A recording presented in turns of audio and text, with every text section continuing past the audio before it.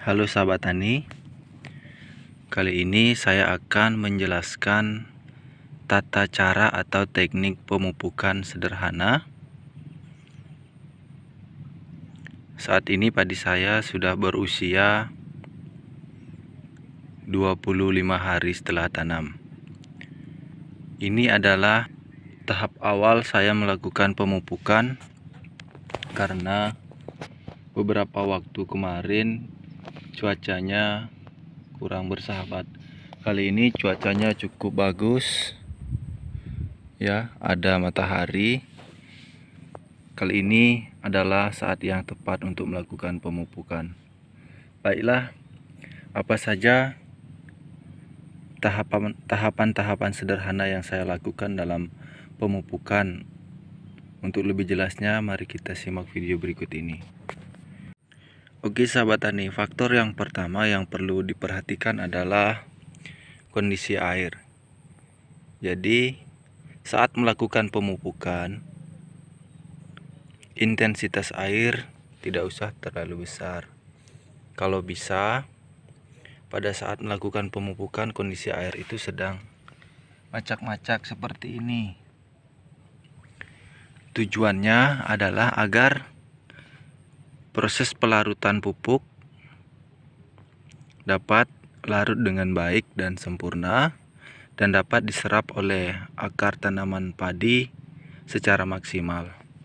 Kalau airnya terlalu besar, maka konsentrasi pupuk yang terlarut di dalam air tersebut menjadi kurang efektif karena jumlah airnya yang begitu banyak.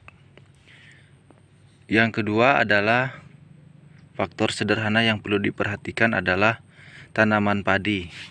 Walaupun tanaman padi sudah berumur 25 hari setelah tanam, kalau kita cabut seperti ini, akarnya sudah mulai putih. Nah, seperti ini ya, putih. Tapi ada juga beberapa yang coklat atau hitam. Ini kayak gini, coklat-coklat begini. Ini kalau kita melakukan pemupukan itu kurang bagus atau kurang baik. Namun apabila akarnya sudah mulai putih seperti ini dan tumbuh serat-serat akar baru, ini menunjukkan dan menandakan bahwa tanaman padi kita sudah beradaptasi dan sudah membutuhkan makanan agar proses pertumbuhannya bisa maksimal. Nah, pada saat dan momen seperti inilah yang perlu kita ketahui sahabat tani. Dasar sederhana ini memang jarang diperhatikan kebanyakan orang. Namun sesuai dengan pengalaman kami, pemupukan yang sering saya lakukan pada saat tanaman padi berumur 20 hingga 25 hari setelah semai, itu saya melihat faktor akar. Ini faktor yang kedua.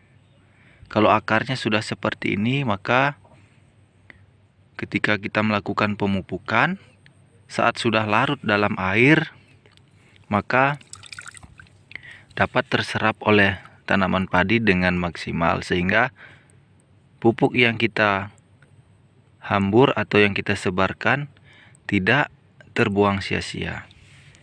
Kalau akarnya masih coklat, dominan coklat seperti ini, kebanyakan coklat, dia atau tanaman padi kita belum dapat menyerap makanan secara maksimal. Ibarat seperti orang sakit, walaupun dikasih makan enak, tidak akan maksimal kita makan. Tetapi kalau kita sehat, terus makanannya bagus, maka tubuhnya akan sehat. Begitu juga dengan tanaman padi kita. Kalau akarnya sudah bagus, ketika kita berikan pupuk dengan kondisi air yang tidak terlalu besar atau macak-macak, ya, maka konsentrasi atau larutan pupuk dapat diserap dengan baik. Diusahakan keesokan harinya air yang sudah kita turunkan ini bisa mengering. Besok atau 2 hari lagi itu sudah bisa mengering. Tujuannya adalah agar pupuk yang kita simpan di dalam atau pupuk yang kita sebar di dalam lahan kita ini dapat terendapkan dengan baik. Yang ketiga adalah teknik sederhana kita melihat daun. Kalau daun padi kita sudah mulai nampak sehat setelah kita melakukan penyemprotan, maka ini faktor penunjang saat kita melakukan pemupukan dapat terserap dengan baik. Coba kita perhatikan, daunnya sudah mulai memanjang ya, nampak seperti dia agak subur. Nah, ini waktu yang tepat kita melakukan pemupukan. Jadi pada saat pemupukan juga kita mementingkan 3 faktor tersebut, faktor sederhana tersebut.